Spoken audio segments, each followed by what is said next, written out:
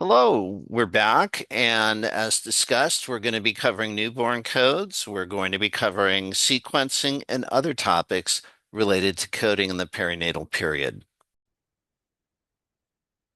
And again, I think we ended up right here. Let's carry on.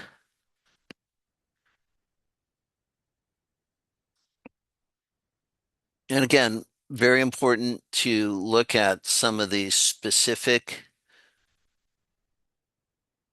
guidelines. So it may be worth your time to peruse the guidelines, starting with these things here, like clinical evaluation, therapeutic treatment, diagnostic procedures, extended hospital stay, etc. So all these things are what you should code, right?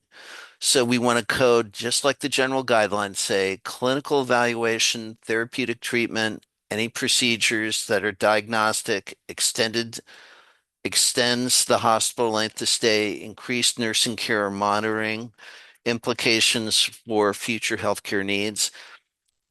That's right out of the general guidelines, but has particular significance here when you're talking about newborns.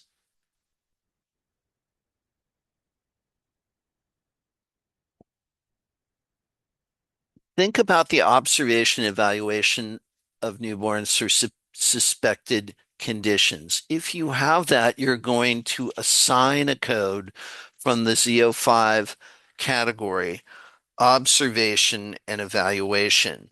You can use that as a principal or a secondary code, depending on the timing of the encounter and whether the birth episode is being coded. You wouldn't use a code from Z05 when a patient has identified signs or symptoms of a suspected problem. In that case, you would use the sign or symptoms code.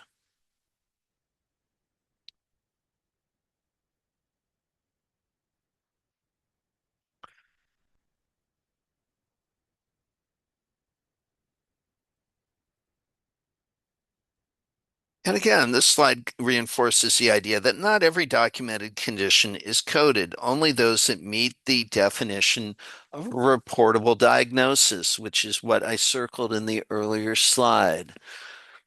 Right? So this deals with Z05. Z05 can be used as a secondary code after the code from Z38 if that is happening at the birth episode. So again, what do we code? We code all those things that are specified as by the provider as having implications for future healthcare needs. This would include prematurity and fetal growth retardation.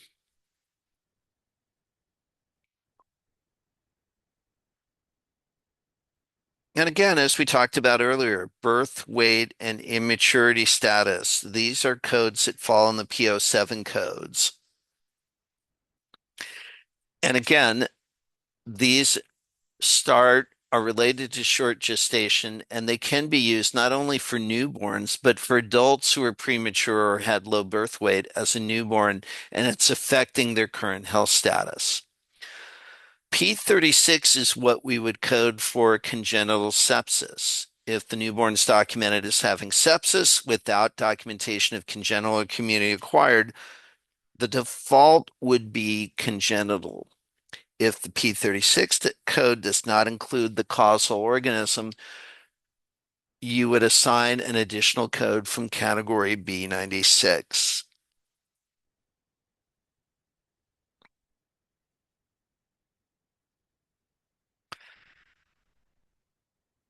Stillbirth coding is very specific and limited.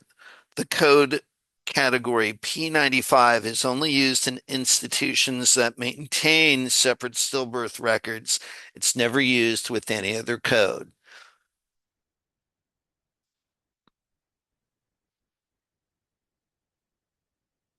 And again, we have, as you would expect in this day and age, specific chapter guidelines that address COVID-19 infections in newborns. The use of UO 7.1 with newborn codes, such as category code Z38 P35.8 and other codes for manifestation of COVID-19. So definitely worth your while as you go through this, the check your understanding, do some other things. There are very specific guidelines on newborns with COVID-19.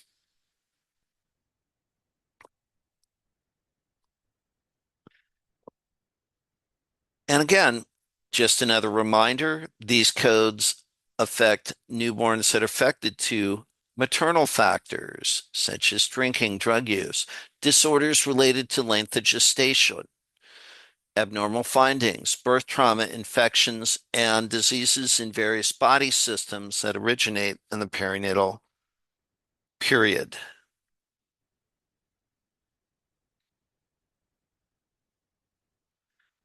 And now we'll take a look at P00 through P04 that describe newborns affected by maternal factors and complications of pregnancy and delivery.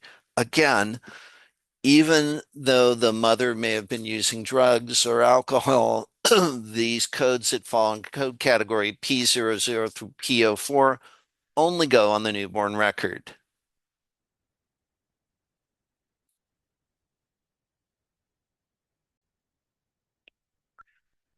And that's all I have for you. Come back for our next video lecture where we'll talk about coding perinatal conditions related to weeks of gestation, fetal growth, and other perinatal conditions. Bye now.